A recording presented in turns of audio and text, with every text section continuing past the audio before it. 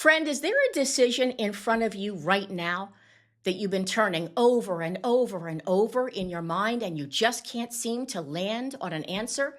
Here's what I want you to know. That loop that you're perpetually stuck in, it's not wisdom. It's a trap of the enemy. Hi, I'm Dr. Jamie Morgan. I've been in the ministry for over 3 decades, and I am a recovering overthinker. Now, maybe you're watching this video because you have a particular decision that you need to make, or maybe you want to get better at decision making in general for, let's say, future decisions, which, by the way, is very, very smart. Either way, this video is for you. Now, before we get started, I want to show you something. I borrowed this from my husband's toolbox in the garage. This is a carpenter's level. Builders use this to make sure that nothing they're constructing is off, even a tad. The moment the bubble in the center moves off kilter, they know that something is wrong. I'm going to set this down for now, but I want you to remember it because by the end of this video, you're going to understand exactly why I was holding it up. Now, here's what I need you to understand before we go further. Our life is a sum total of the decisions that we've made. It's so easy for us to blame our lives on our circumstances or on other people. While they do affect our lives, it's our decisions, both the big and the small, that dictate the course of our lives. Every decision has weight. Your decisions don't just affect you. They have a ripple effect. They will affect your family, your church, people that you may have never met until you get to heaven. That's how significant your decisions are. And here's something else. Indecisiveness can do as much damage as making the wrong decision. Months go by, years go by, and some people just never move forward. Indecision, by the way, is a decision. So let's talk about overthinking before I share my Holy Spirit decision-making method, because this is where so many people get stuck. There is a difference between thinking things through and overthinking. Thinking things through is healthy. You gather information, you lift it up before the Lord in prayer, and you come to a decision with the Holy Spirit, and then you move forward. It leads to something. Overthinking, it's different. It's when your mind keeps running the same scenarios, the same thoughts over and over and over again with no resolution. You analyze every problem, every negative outcome. You feel mentally stuck. You delay action. Overthinking is circular, where thinking things through is linear. It keeps you going in the same loopy direction, which is nowhere. Now, what does overthinking become? It becomes paralysis, anxiety, loss of confidence, and delayed obedience. Overthinkers want the full map before they take the first step. But friend, faith rarely works that way. By the way, would you like, share, and subscribe so this video can reach more people who desperately need to see it? We have all made wrong decisions, me included. And here is the good news. We serve a God who is the great Redeemer. But we want to get better and better at making Holy Spirit-led decisions. And that's exactly why I'm going to show you how to do it. So this is my Holy Spirit decision-making method using an example of a decision most of us encounter in our lifetime, finding a job. But you, friend, replace your decision using these same steps, okay? Now let's pretend I'm working at a secular job and I get laid off. I've been pounding the pavement for another job, and one day I come home to 2 voicemails, 2 different companies, both offering me a position, job A and job B. Now I have a decision to make. Before I walk you through how to handle this, I need you to understand something. Every open door is not an open door from God. Some doors are from God. Some doors are traps from the enemy, and some are just empty closets that waste your time and lead to nowhere. We need wisdom and discernment to be able to tell the difference. All right, step one, I lay the problem out before the Lord. The very first thing I do is I go to God in prayer and I lay it all out. Lord, you see both of these job opportunities, job A and job B. And then I go into detail. I'm not telling God anything that he doesn't already know. I mean, God is omniscient.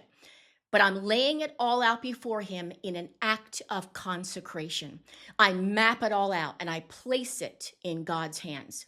Step two, I ask God for wisdom and discernment. James chapter 1 verse 5 says that if any of us lack wisdom, we should ask God, who gives it to us generously without finding fault. So I pray specifically for extravagant wisdom and uncommon discernment.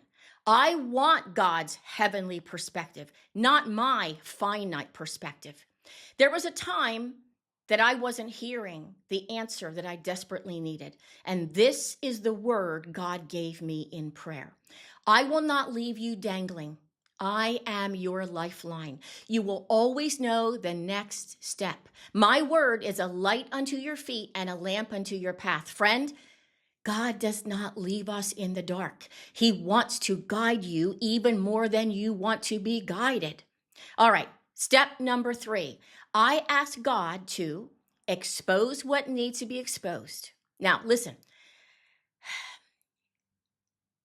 Sometimes we think we have all the facts, but there's a piece of information that's hidden that would completely change my direction or your direction.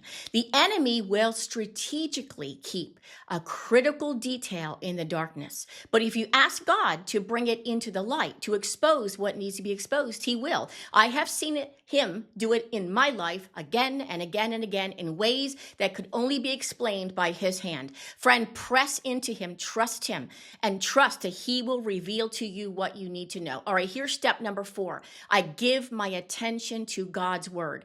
I keep the word of God open before my eyes throughout this entire process. When the word gets in your heart and in your mind, it imparts light and life and direction. It doesn't matter how dark or confusing a problem or situation is, the word will show you the way. The bigger the problem, the more of the world that you need to close out and the more of the word that you need to take in. All right, here's step number 5. I pray in the Spirit. When I am facing a significant decision, I hit it with tongues, as I say. When you pray in the Spirit, you're praying out the plans, the purposes, and the pursuits of God in perfect alignment with his will, even when your mind doesn't fully understand what's being prayed. This is one of the most powerful and underused tools in a believer's arsenal for decision making. And it's one that most people just never get around to. By the way, if you are a Holy Spirit-filled woman who wants to answer God's call on your life, I'll leave the links to my mentoring ministry in the comments below. I would love for you to check out trailblazermentoring.com. Now, you've prayed, you've sought God, you believe you might have the answer. But before you move forward, I want to give you some safeguards, and these are equally as important as the steps. These are self-reflection questions, actually prayer questions, that I run every major decision through to make sure I've heard God clearly. Safeguard number 1. Am I praying about this decision with an idol in my heart? Now, before you apply any other check, you have to ask yourself this.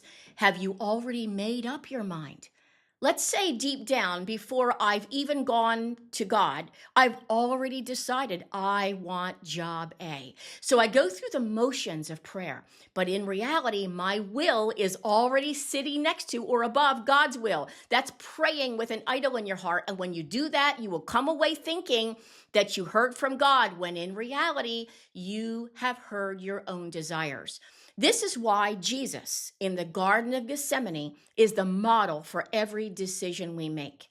When his will collides with the Father's will, he prayed a prayer of surrender. Not my will, but yours be done. Before you begin this process, you must first pray that prayer. Lord, I surrender my will. I want your perfect will, not your permissive will. I want your perfect will, and I certainly don't want to be out of your will. All right, here's the next safeguard. Does this decision line up with God's word? This is why I held up the level in the beginning of the video. God's word is our spiritual level, our plumb line for every matter of life. If you hold your decision up against the word of God and it's off even a tad, that decision needs to be reconsidered. Dig for scriptures and ask the Holy Spirit to illuminate his word to you. If a decision does not line up with the word of God, it is simply not from God, period, end. Take that decision that doesn't line up with God's word, crumple it up, and throw it into the Rubbermaid file. All right, here's the next safeguard. Am I making this decision based on money? Here's what I want to be clear about, because I see so many make this mistake. Money is a factor in the large majority of decisions we make. It is not the factor, okay? It's a factor, but it's never the factor. Jesus himself plainly stated that we can't serve both God and money. Either God is your God or money is your God. There is no in between. The deciding factor is always God. Yes or no? This is what needs to drive your decision. So ask yourself honestly, am I being led by God's voice here, or am I being led by the dollar? All right, here's the next safeguard. Am I making this decision out of my emotions or feelings? These are called soulish decisions. Here's something important to understand. Emotions and feelings are neither good nor bad. They are outlets God has given us to enjoy life, to grieve, to feel pain, to feel joy. There is nothing wrong with having them. But here's the rule. Never, ever make decisions based on your emotions or feelings. Ever. You may be furious at someone right now, or you may be heartbroken, or you may be so excited you can barely contain yourself. Okay, feel it, but don't decide from it. Because when you make decisions from your emotions, you make knee-jerk reactions, and knee-jerk reactions set you up for future pain. So ask yourself, am I making this decision from a calm, clear, spirit-led place that lines up with the word, or am I reacting to what I feel right now? All right, here's the next safeguard. Am I making this decision out of fear or guilt?